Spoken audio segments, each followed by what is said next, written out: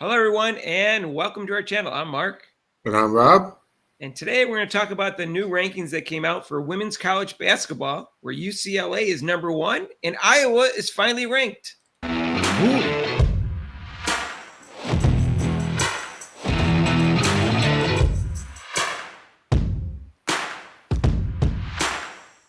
So, hey, if you haven't subscribed to our channel yet, why not?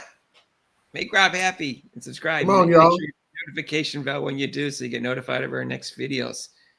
So, Rob, there was 2 big upsets last week, as probably everyone watching this video knows. UCLA upset undefeated South Carolina, and Notre Dame upset undefeated USC. And that shook up the rankings, Rob, because South Carolina was number 1 and USC was number 3. But Notre Dame win over USC dropped USC to number 6, and the win by UCLA over South Carolina dropped South Carolina number 4, and that propelled UCLA from 5th all the way up to number 1 over UConn, although the voting was somewhat close. I thought UConn was going to be number 1, but UConn is number 2. I thought so too. With 9 first place votes, and UCLA has 20, and Notre Dame has 3. And Texas is 5th, and LSU was 7th, and Oklahoma's 8th. Now Iowa State dropped because they lost a game last week, but now the last 2 weeks, they have my girls team there, all the Crooks. They dropped 7. They dropped 7. Yeah, they dropped to 15th, right?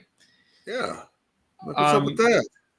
Well, there's a lot of undefeated teams. That's what, right? There's all these undefeated teams between 7th and 12th. They're all undefeated. They all have 5 or 6 wins. That's why they dropped. So now Iowa, the last 2 weeks were ranked 26. Technically, they're not ranked because they're in the top 25, but they had the most votes of the non-ranked teams. But they won a couple games, including against a 4-0 Kansas team. And now, Rob, they're finally ranked. They're number 22, and they're 6-0. Yep, finally they're getting noticed there, and they have a good team. But watch out! I think they're going to keep moving on up, like they said in Jefferson. This is going to keep moving on up. I haven't seen them play, but I heard they're playing good defense. And Jan Jensen, who waited a long time to be a head coach, she was very loyal to Lisa Bluter. She's doing a good job as a coach, obviously, because last year, Rob, they lost 4 starters, including Caitlin Clark, which is like losing 3 starters by herself. And yet they're still undefeated right now. Now, they did get a nice transfer, Lucy Olson. They also had Hannah Stokey coming back, who was actually all conference last year. So, but the 6th, 7th, and 8th players they had coming back last year are now all starters. So they got Kylie Fowler back, Sydney Affletter, and also Addison O'Grady's playing really well. She's the 2nd leading scorer in the team, Rob. She's averaging 15 points and 4.8 rebounds and shooting 66% from the field. What I'm amazed with, Mark, is with the women's college basketball. Same thing, like I said, with South Carolina, all the teams, they lose these players. But it just seems like they have a whole group come in and they contribute right away.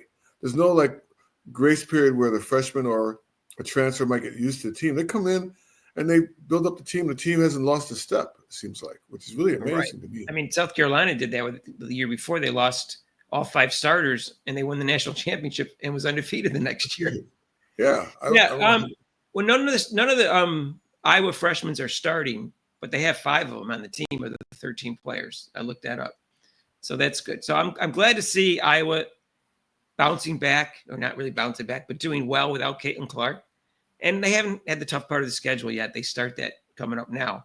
So we'll see how good they really are. But I'm glad to see them ranked, and I'm glad to see that they're doing well. And I always liked Hannah Stokey as a player, so I'm curious to see how much she develops this year. She's a junior.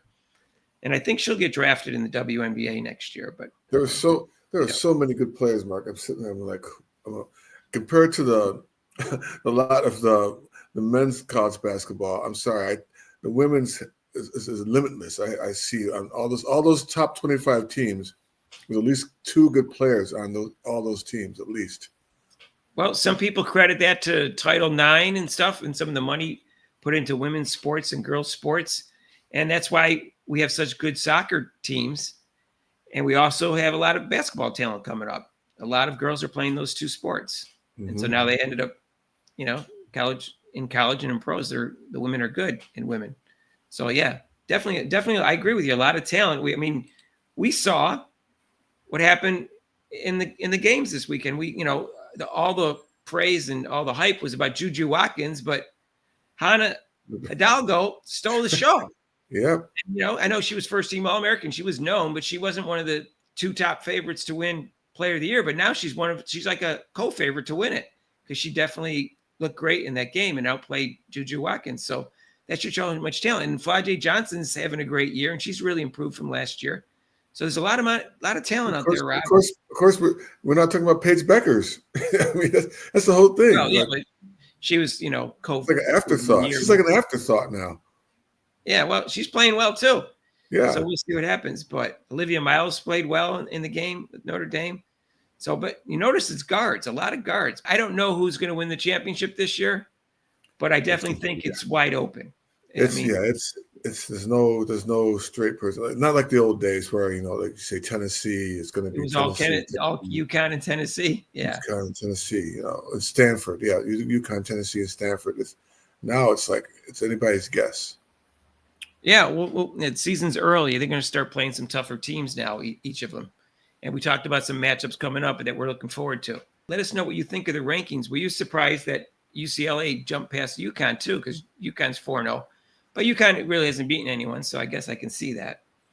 But we'll see what happens. They haven't lost, though. But South Carolina, they were undefeated last year, and they've already lost. So we'll see how the season progresses, and we'll see who wins the championship. I wonder what the odds are right now, Rob. So even though South Carolina lost, according to ESPN's odds, they're still favored. UConn's second, Notre Dame is third, and USC's fourth. And UCLA, who destroyed South Carolina, is fifth. And Texas Longhorns is sixth. LSU is seventh. And NC Wolfpack are eighth. So that's what, according to ESPN. Let's see what Vegas Insider says, Rob. They still have South Carolina as a favorite too. Wow. And Texas second? Wow. Connecticut third, North Carolina fourth. UCLA again. No love for UCLA. They were, despite this big showing, they're sixth. And USC's fifth. We'll see, Rob. We'll see how that changes. Yeah, see how it goes. Let us know what you think about the odds. Let us know what you think about the rankings. Let us know what you think about the two big upsets that took place. All right. And if you like this video, hit the like button. If you haven't subscribed to our channel yet, please do so. Hit the notification bell when you do, so you get notified of our next video. And join us for our live show. We talk about this on Monday, except for major holidays, 6 to 8 Eastern time.